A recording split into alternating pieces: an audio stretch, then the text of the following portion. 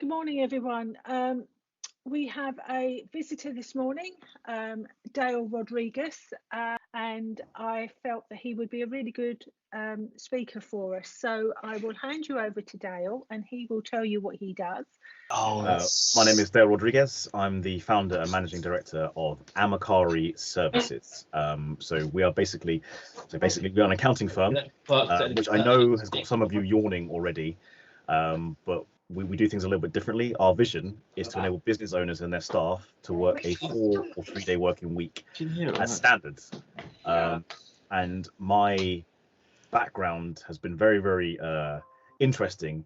And before I formed the accounting firm and became an accountant, I've had a very interesting kind of career path and development, which I'd happily kind of share with you with a kind of Q&A with Angela, to hopefully motivate you, inspire you, start your own businesses, discuss how I was at school. I had my first business when I was 14. I say business, it's a kind of a funny story. Just so we're perfectly clear, I do not condone what I did when I was 14, and don't do it yourselves, right? So do as I say, not do as I did. So old school internet. So before there was broadband, there was a thing called dial-up, right? And this internet was so slow, like you couldn't send GIFs, man. You couldn't do anything, right?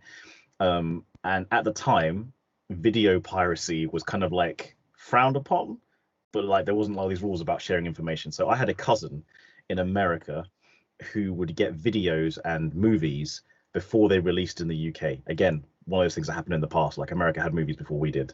And he would send me these files via dial-up internet, and I would download them, and I would burn them onto a VCD, which is a precursor to DVDs. The quality was terrible. They couldn't store much data, and you had to put like a movie on 4 discs, right? And also they had Korean subtitles at the bottom. However, it wasn't about the quality of the video, it was about having it first, right? So I remember bringing one of these VCDs. It was Spider-Man, the very first Spider-Man with Tobey Maguire on it. And I brought one to school, and a friend of mine was like, "Oh, Dale, can I borrow that?" I was like, "No worries, man, it's cool." And then like word got out that I had this movie like 2-3 months before it released in the cinema, and a friend of a friend was like, "Can I borrow it?" I was like, "Man, I don't really know you like that, so you can buy it off me." And I charged him a $5 for it. Fast forward a little bit, right? So this is me hustling, obviously. I realized that burning VCDs takes hours of my time, and downloading the files as well took ages. So what I did is I actually started renting them. So instead of selling them for a $5, I started renting them for about £1, right? So obviously a lower amount of money, but what it meant was I saved time because I didn't have to burn the VCDs, and I got the resource back, right? And I kid you not, I was earning about £200 a month as a 14-year-old doing this kind of weird side hustle thing. My school found out, and the headmaster of school obviously came down on me like a ton of bricks. It's like, you can't do that, it's morally reprehensible, blah blah blah blah. My dad found out, and he was very unhappy with me, but he did encourage me in my entrepreneurial pursuits. Like, what you did was wrong. You're stealing films, wrong, no matter how you look at it. But he did encourage me in my entrepreneurial pursuits. So at school, I wasn't particularly academic. I got okay grades, but my grades are nothing to shout about.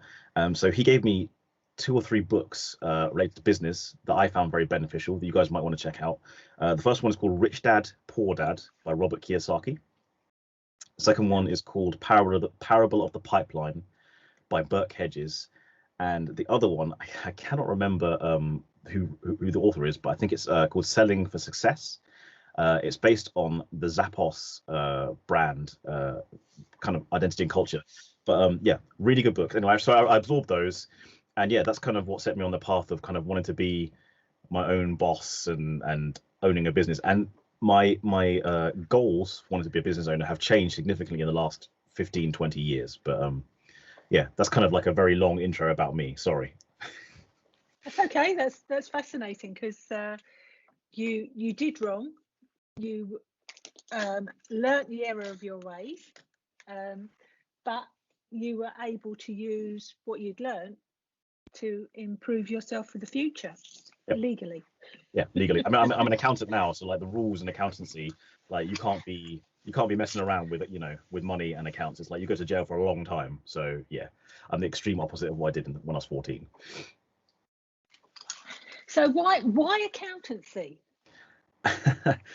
I don't want to take up too much time, but all my reasons for doing these things involve some kind of story.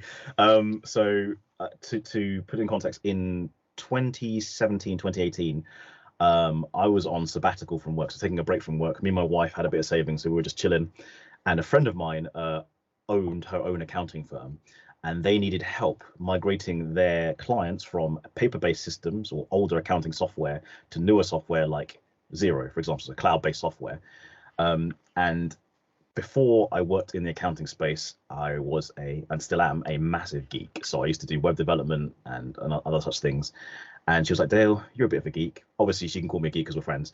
Can you help me with this? And I was like, yeah, sure. So I joined the accounting firm with no accounting knowledge whatsoever, but knew that I had a goal in order to, help the business, essentially, like upgrading digital processes, which we did. So we moved about 300 clients from paper and older software to Xero. And whilst I was there, I also brought in a few clients because I also have a background in sales. And they also put me in charge of marketing as well, which is, I know it sounds really random, like a very varied role, but it was a very small team. So like when you work in smaller businesses, sometimes you wear many hats. So while I was there, we got nominated for Xero Mid-Sized Firm of the Year 2020, which is quite an achievement because I think there was about 770 plus accounting firms across the UK that applied for this award, and we got to the final three, and we got to meet all those people. Anyway, why accounting? Sorry. So that's my first introduction to accounting for me. And to be honest, the accountants I met were really nice people, but they had all these kind of terms and terminology that I did not understand. So I got myself a bookkeeping qualification and kind of learned how to do accounts while I was at the practice, because I'm going to quote my dad here, and I hope I'm not teaching some of you young people to suck eggs. Like, you can learn from anywhere. I'm not going to diss formal education because I know I'm speaking to a school. School is important, and it's important to like measure your abilities, but learning never actually stops. And for me personally, I'm not gonna lie, I didn't particularly enjoy school, but I had a dad who told me, look, you don't actually ever stop learning, and the way that we learn can change. So please don't be put off like, a career, work, building your own business by me telling you always learning. It's not necessarily the format of learning that you get in school is the same, but after you leave school in sixth form and A levels, all that kind of stuff, you will continue to learn. And the people that succeed the best are the ones who continue to be humble in their approach. No matter how good they are at something, they go, okay, there's something more I can learn here, and always learn from their experiences, outside of work, inside of work. So I just want to share that bit of encouragement with you. Like, learning never stops, or it should never stop. And to be honest, most of the boring people are the people who stop learning. It's a fact. Anyway, sorry, back to the story. Do you have any, I presume you've got really good A-level maths or something like that? Nope. No? I actually failed my GCSE maths the first time around, and in order to do my A levels, even though I didn't want to do maths because I hated it, I'm still not so great at it either, to be honest. I actually had to resit my GCSEs, and I managed to scrape a C so I could do my A levels at my school. And it was a bit, again, it was a humbling process. So I remember being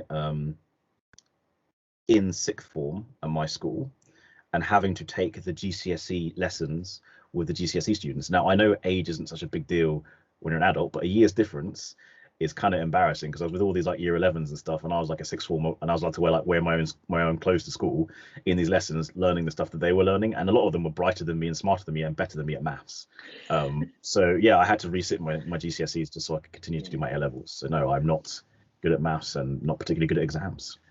So what's the best bit about your job, do you think? Oh, okay, yeah. So, like I said at the beginning, the vision behind the business was to work a 4 or 3 day working week for our clients, but it's something that I also do.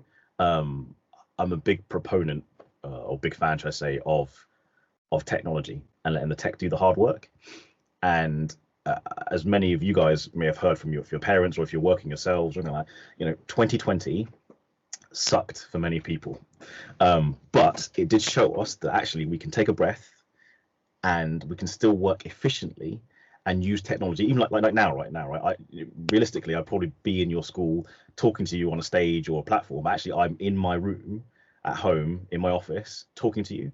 And the idea behind Amakari was, look, if we let the tech do all the boring stuff, we can keep doing the human stuff and save time. So for me, it's a case of, look, 32 hours a week, not cramming it all in, but actually having the time to do what I want. And that's not just because I'm the boss or I own the firm. It's the same for the people in my team as well. Providing they do their work to the deadlines that are required and to the standard that is required, they get their time, because I work with some incredibly smart people, smarter than me. And I think there's sometimes a misconception in work and life between time and value. And sometimes when you have a skill that you're very valuable at, people will sometimes want to exploit that, so make you work harder. My opinion, and obviously this is just my opinion and philosophy, is like, if you can do your job really, really well, qualified or unqualified, and you smash it and you get it done early, have that time, because ultimately you can always earn more money. Like, I've had some ridiculous jobs, I've had some very low paying jobs, very high paying jobs. You can always earn more money, but the one thing none of us can ever get back, and sorry to sound a bit depressing, but it is time. These moments in time. So that's kind of one of the ethoses I put into the business. Again, not just for me, but for everyone I work with. Okay. So is there anything about your job that, when you know you've got to do it, you go, oh, I don't want to do that today? Yeah. I am not naturally a details person. I've had to force myself to kind of learn it and understand it. So when it comes down to nitty-gritty things, when I'm reviewing a set of accounts, when I'm doing some bookkeeping, tedious, but I know it has to be done. And doing a small amount of it, in the short term pays off in the long term. So yeah, sometimes you've got to just, but also I've also found out, finding people with those strengths that complement my weaknesses is one of the things that really helps. I do have a team that, I've got one team member who loves bookkeeping, and I'm like, fill your boots, do it, enjoy yourself. Do you, when you were starting out, did you think you knew everything you needed to know, or were you surprised at some of the things you had to do to become a business owner? I think my experience is a little bit different to many startups and business owners. So I actually worked for other startups and other SMEs prior to starting my own business. And as I said before, quoting my dad, I learned from those experiences, from their mistakes, from their strengths. So I went into it knowing that there's things I'm not going to know. Okay. And I had to find those out as I did it. So yeah, I knew that I didn't know everything. And it's impossible to. And that's good that you realise that you didn't know everything, but that actually you didn't need to know everything. You could learn things, as you say, every day. Yeah, every day. So that's good. I mean, do you mind if I rephrase what I do? Like, so accountancy is generally seen as quite boring, right? So you start your business, you might be like, a tech whiz, you might have some software, you might be really good with your hands, you make a new kind of like glazed window, whatever it is, and that's what you're good at and what you like. Most people start their businesses and go, well, I don't want to deal with HMRC, I don't want to deal with tax, I'm not very good at maths, I'll just throw it at an accountant. And that's the old way of doing accountancy. But what accountants are doing now in the 21st century is being a valued partner and trusted advisor in terms of growing a business. That's what really juices me up, that's what really gets me excited about being an accountant. Is okay, fine, numbers, maths, but actually when you know those numbers and metrics, you can help business owners plan, and you can help them get their goals. So we've got some clients, one of them, he wants to own a Lamborghini. So I'm like, okay, cool. You've got your business. He sells windows and doors, by the way. I know, very random. I'm like, okay, how many windows and doors do you need to sell? What is your manufacturing cost? And how much money can you get out of the business in the next 2 years for you to buy that Lamborghini? That's what I really like doing. Okay.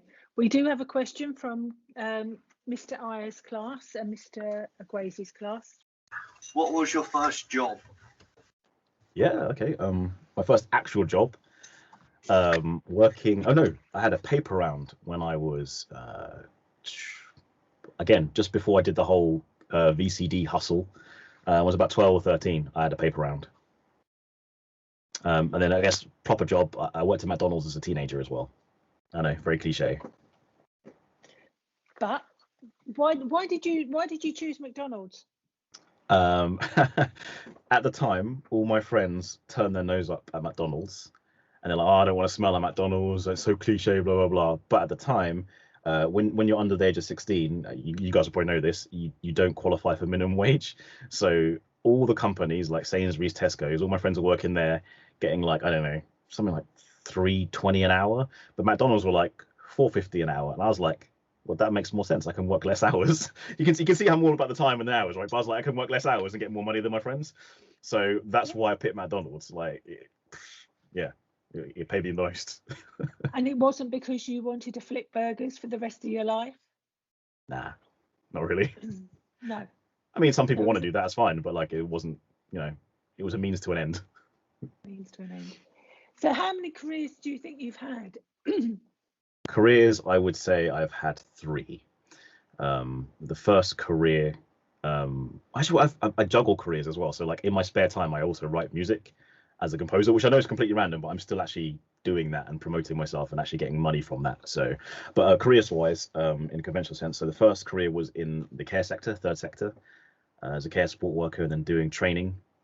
Second was in business development, specifically tech-based sales and geeky programming stuff. And then the third is this accountancy career and business I started. Okay, we do have another question from Mr. Garbutt's class. Okay, so you don't have to answer this question, but with like your business, how much wages do you earn? Okay, so I'll be honest, because I think if I tell you what starting a business is like, and you know, so essentially the average earning for a qualified accountant, like ACCA, CIMA, all that kind of stuff, starts at around 60k a year, right? However, if you are qualified to get there, you need about 5 years worth of training, which costs. I am not a qualified CPA. I'm not a qualified accountant. I learned by doing it. The rest of my team, they are qualified. So my earning is not 60k at the moment. Also, where I've started the business, I'm not actually drawing a salary down from the business right now. Okay. Right. So I'm not being paid anything from the business. You know, with your business and everything, I know that during these times at the moment, how's it been for you? Well, I formed the company in September 2020. So COVID was actually the thing that gave me the push to start the business. It's something, like I said, from a young age, I've always wanted to own my own business for various reasons. And in fact, what happened was I was made redundant from a company in a very annoying way. And yeah, I was sitting there with my daughter, who's now 15 months old. And at the time, she was about 7, 8 months. And I was like, okay, well, this kid's got to eat. I can rough it. My wife can rough it, but she can't. So for me, COVID has actually given me the push that I needed to do something I've always wanted to do. And in terms of the business scape, you know, there are a lot of people like me who've gone, you know what, I need to do this. My employer has kind of let me down in terms of the trust of being an employee.